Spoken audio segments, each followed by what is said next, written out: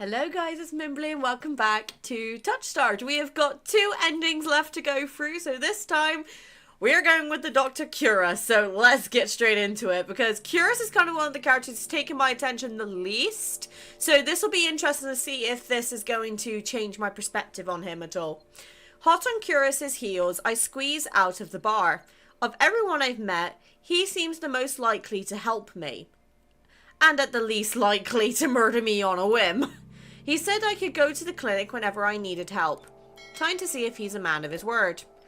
I breathe a sigh of relief once I'm free from the crowded bar. Hearing me, Kuras turns my way. Mimby, I take it the Armalisis district is not to your liking? I shake my head. I went from wandering the wilds to swimming through a sea of drunk hooligans. It's hard not to feel smothered. It's a bit overwhelming, but that's not why I stepped out. You do not require treatment after that fall, do you? I scroll up at him and he holds out his hands in a mollifying gesture. I apologize, Mimby. Please continue. There you are. Oh. Someone cuts across me towards Kuras, stopping us both in the middle of the street. Even in the dim pink haze that blankets everything, there's no mistaking her pressed white uniform.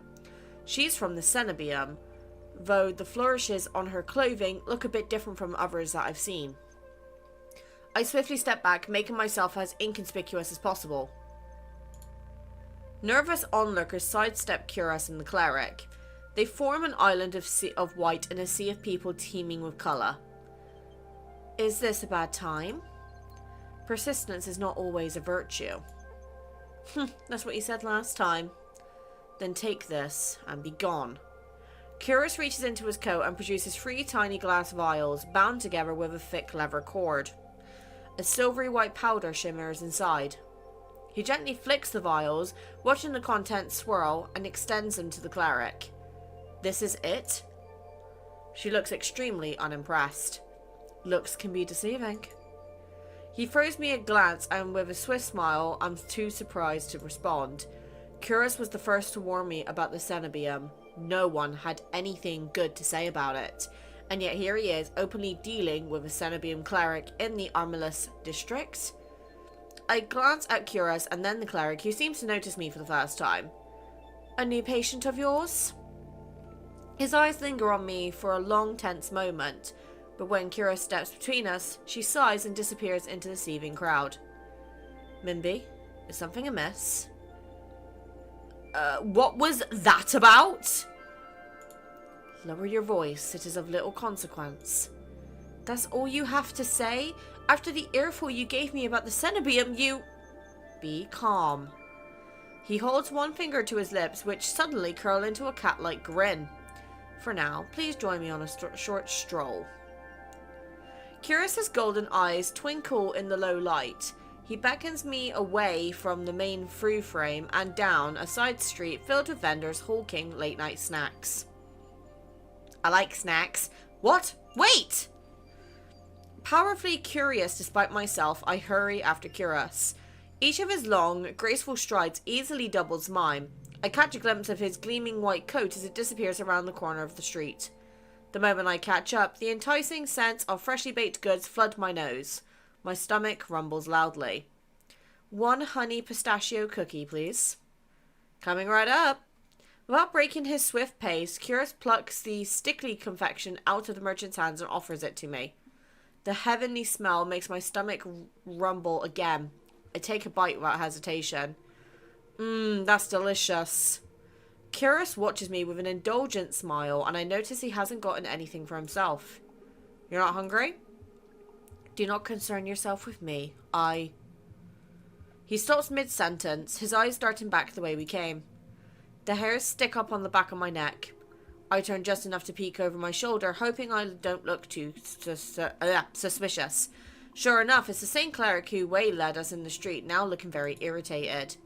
Uh-oh. Well, disappointment can be a learning experience. Glimmers of realization dawn over me as I stare up at him. What exactly was in those vials? Perhaps a potent alchemical catalyst? Or some scale fish skin.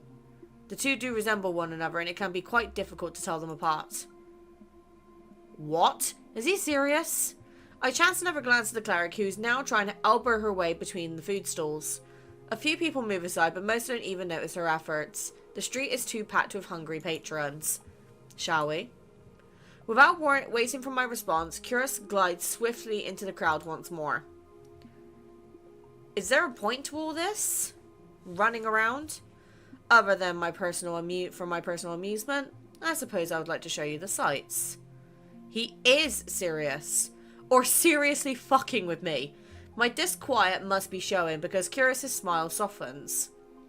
You have nothing to fear from her. He ducks into what looks like an abandoned doorway that opens up into a small covered market. The stores here are packed with more spices than I knew existed. Taking a short breath makes me sneeze. Kuras slows his pace, occasionally pausing to examine the insistent hawker's wares. Wait! He looks up from a display of livid red leaves, each as long as my forearm. Blood nestles. The hermit and I used to make medicine from patches growing around the few remaining oaks. All roads really do lead to Eridina if this plant made it here with fresh leaves. You said I have nothing to fear, but everyone in Eridina seems weary of the cenobium. People fear the obvious trappings of power, wealth, force, or an ostentatious tower. For my part, I find such trappings disappointing. The cenobium once had great potential. They squandered it decades ago in the pursuit of trinkets, pleasure, and petty tyranny. Their narrow, prosac interests have rendered them blind to all else that moves.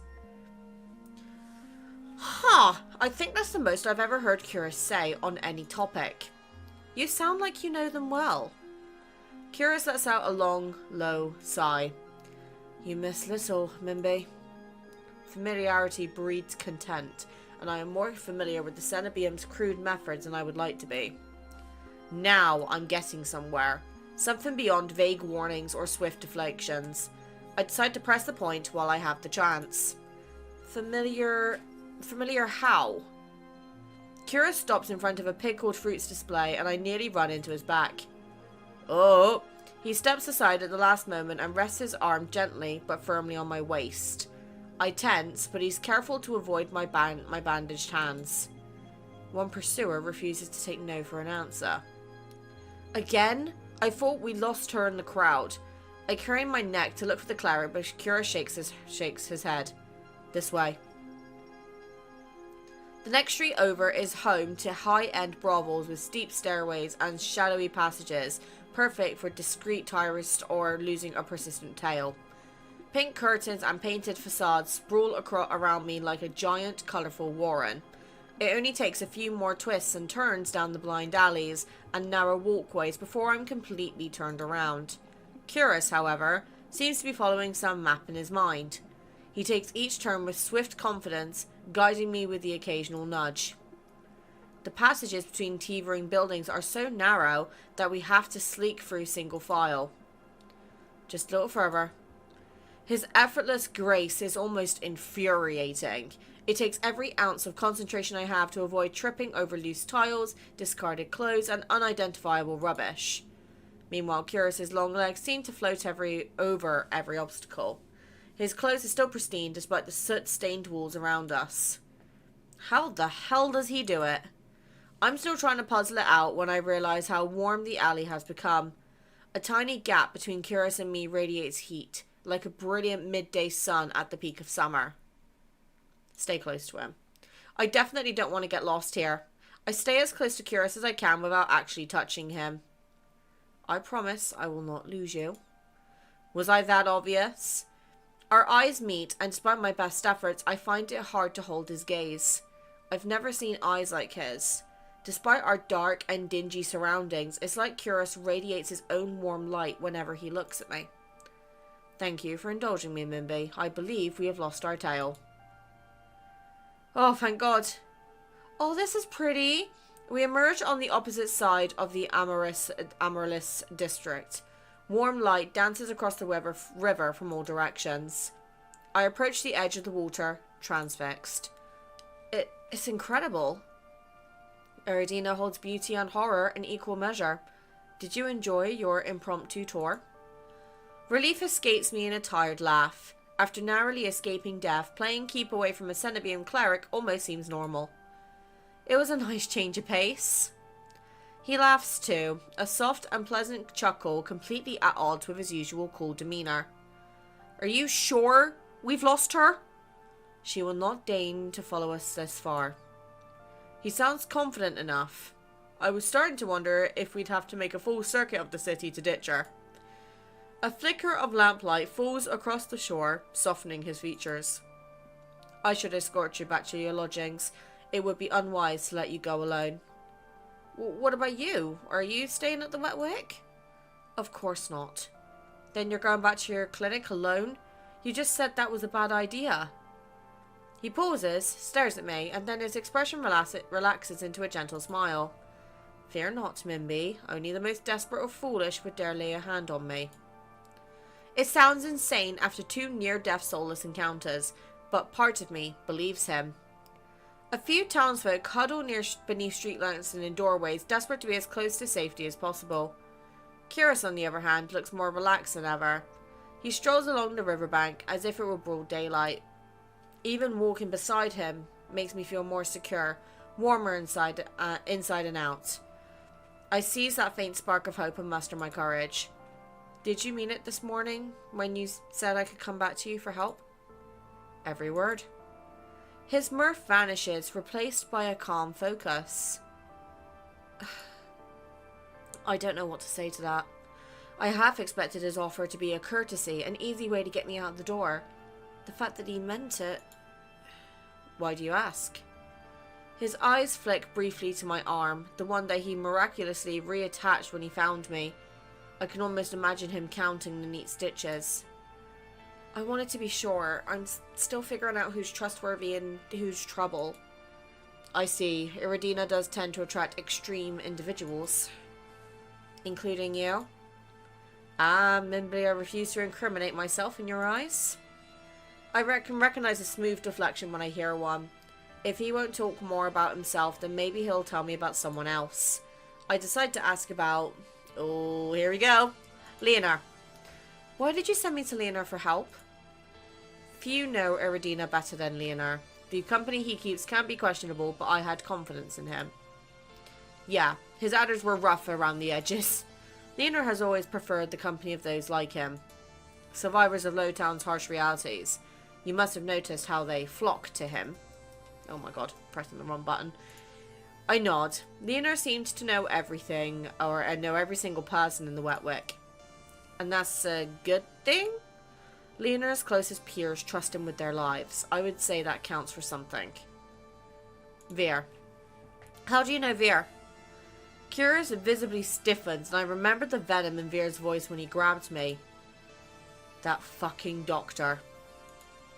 It looks like the feeling is mutual. Regrettably, Veer is one of my worst patients. How did you cross his path? He stole my room key. You are fortunate he did nothing else. He is far deadlier than he seems. There is a reason for the collar and chain. Veer seems suspicious to me, as I hesitate, waiting for Kuras to elaborate, but he seems to find even the thought of Veer distasteful. So, he takes care of Veer, huh? Interesting. Ice.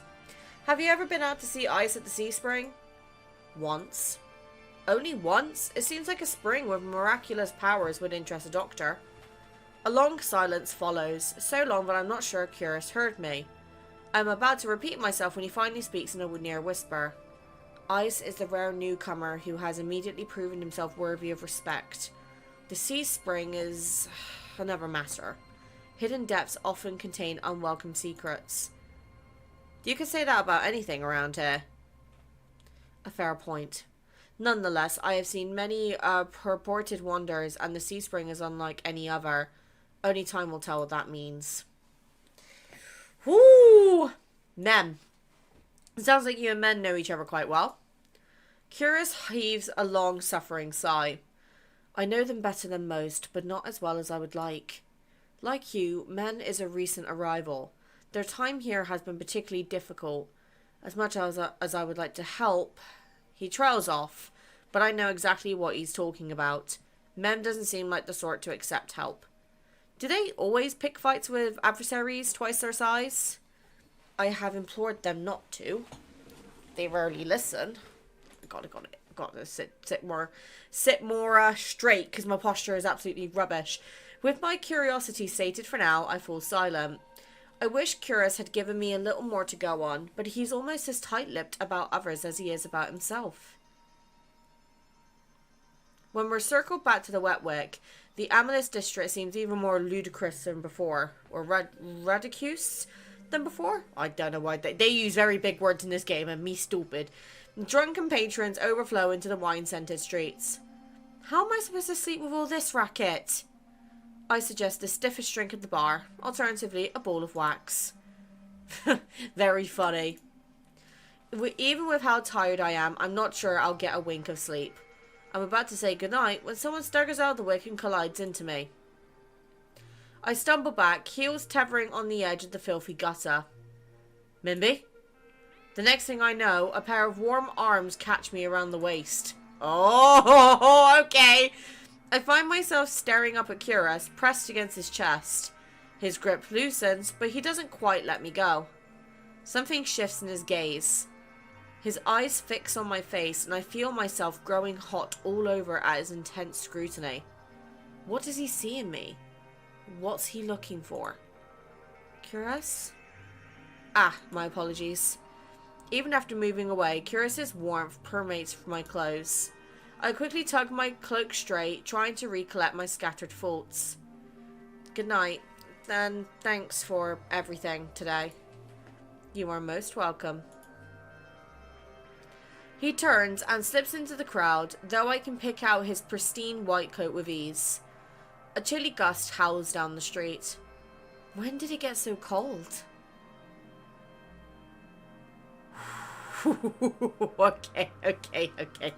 Right, the repentant angel. From all appearances, Kuras is a principal doctor of extraordinary skill, but you know little about the man beneath the professional mask, and Kuras keeps his friends, even his friends, at a cool distance.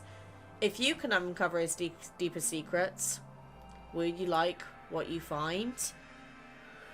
Oh, okay, right. I'm not gonna lie, that has piqued my interest with Kuras a bit. Like, he is very tight-lipped about this situation and the people and himself. That only makes me want to learn more about him. I cannot wait for this full game to come out. I really hope it's sometime this year, because that would be absolutely fantastic, and I think that would be such a good game to play through for the channel, because these little indie games, they don't do as well performance-wise, but I still want to support smaller devs and smaller creators and check out their games. And I've had a few people reaching out to me in the past saying, hey, we want you to check out our game. And that's the thing, if I ever got sponsored for that sort of thing, that would be amazing, and I'd be down to do that. But I would not accept a sponsorship until I know about the games. I'm not going to just sponsor something I don't believe in. And this is one of those things that I really do think could, or this is one of those games that I think has got amazing potential. I cannot wait to see the full game, but I'm getting ahead of myself. We've still got Mem to check out, so we'll be doing that next time. So keep an eye out for that, and channel members, it will become available for you the second the video is available. Thank you guys for watching. See you in the next one. Take care, guys. Bye.